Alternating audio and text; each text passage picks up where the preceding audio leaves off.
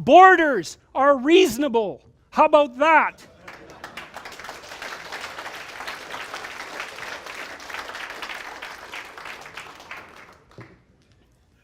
The law is the border that stops someone from stealing your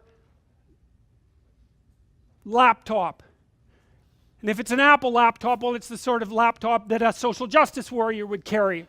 And then the social justice warrior is going to be very irritated if you happen to purloin their laptop. And then you might point out to them, you know, it's a border that protects you from having that thing taken. And they say, well, the border should be open. It's okay, man, no problem. You hand over that laptop right now. And everything else you own too. If you don't like borders, and you can get rid of the damn walls in your house, and you don't need doors on your bedroom either. And we can keep an eye on you whenever we want.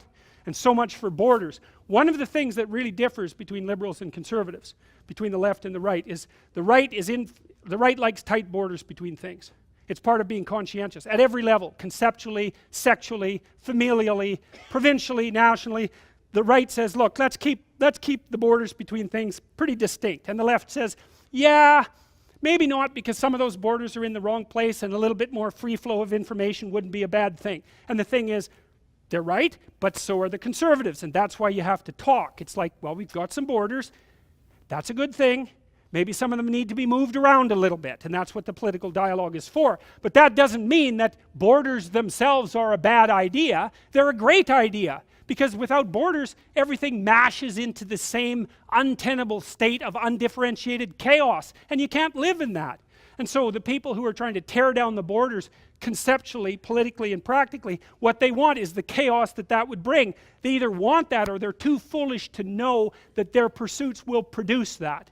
So let's be a little bit clear that if you stand up and say, yeah, borders, they're okay. They've got their problems, but they're okay. That doesn't make you a bigot beyond redemption. It just makes you someone with some sense. And it's actually okay to be someone with some sense.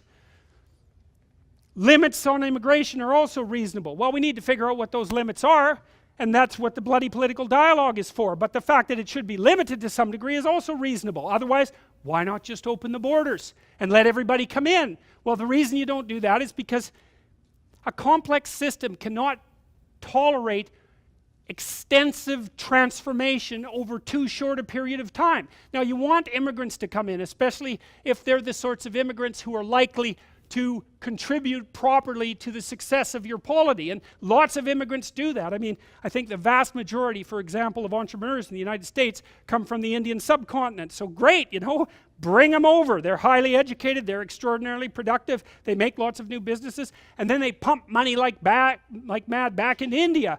Good deal. But that doesn't mean that we have our arms are open to everyone immigration policy, because it's complete rubbish. All that means is you're not thinking about it. So, and here's a coda to that for conservatives. Here's something. I've been thinking about this a lot lately. It should not be assumed that citizens of societies that have not evolved functional individual rights predicated polities will hold values in keeping with such polities. So we could say, look, there are a lot of countries in the world that are not governed well. The vast majority of them, right? And they've been not governed well forever. And to me, that means that there's something wrong with the values that are held collectively by the people who've established those polities. Well, you shouldn't be naive and assume that merely because you move them to a new country, they're going to let their innate democratic longings flourish. It doesn't work that way.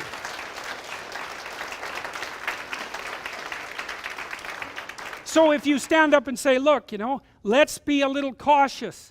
Let's make sure that we don't transform our society so rapidly that we lose what we have. Let's be careful about that. That doesn't mean that you're a morally reprehensible demon. It just means that you're conservative, and it's a reasonable position to hold.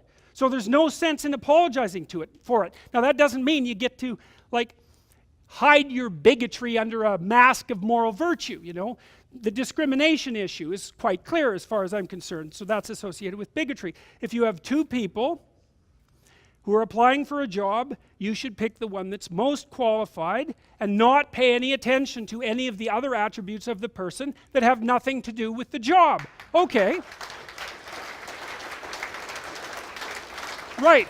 I think, basically, I think we figured that out in about 1965. Now, we're not doing it perfectly, you know, but it's not that much later than 1965, and our society, particularly in Canada, is pretty damn open. You can come in here, and if you work hard, and if you're fortunate, you don't get sick, and God smiles on you, so to speak, you can be successful. There's still prejudice, unreasonable prejudice and discrimination, but our society is not, as the radical egalitarian equity promoters have it, structurally racist, bigoted, and misogynistic. No. Not only that, just so you know, there was a recent review published, and I mean recent, 2017, looking at that damn literature on unconscious bias. And I knew the literature to begin with.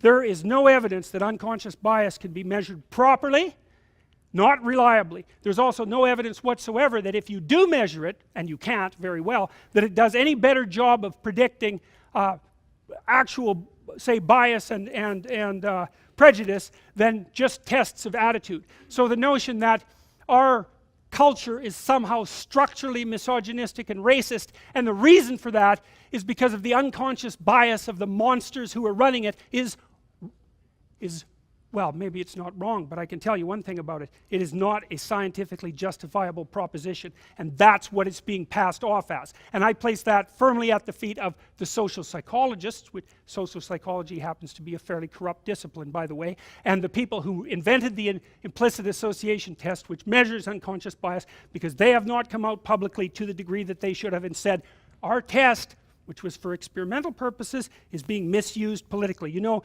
your damn judges now, because of federal fiat, have to undergo mandatory unconscious bias retraining before they can sit on the bench. And so you don't think that's political re-education, it's because you're not paying attention. And there's zero evidence that it does what it's supposed to. And I would also recommend to all of you, if you happen to be in a workplace that introduces diversity training or unconscious bias training as a mandatory requirement, you tell them in no uncertain terms that you are not participating in a process that deems you bigoted and misogynistic without evidence of that being the case. And if you trot off to the training, then you've just agreed that that's who you are. And believe me, once you've agreed to that, man, you'll be agreeing to a bunch of things you don't want to agree soon afterwards. So it's time just to put a stop to that. Enough of that. None of that unconscious bias retraining, especially not the mandatory type.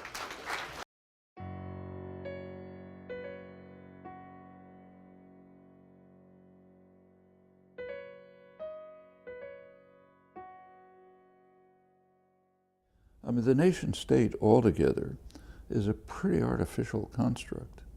I mean, nation states were established almost entirely by violence, and they bring together and they force into a single mold people who often have little to do with one another. They speak different languages, they have different cultures, they have different traditions, different religions, you know, and the effort to mold them into a single entity where they're all subjected to the same fixed national culture and social commitments, service to state power, and so on. That's been pretty hard. Even the effort to establish borders has been a very, very violent process. Europe was the most savage place in the world for centuries while the nation-state system was being imposed. Finally, Europe is now free from internal wars.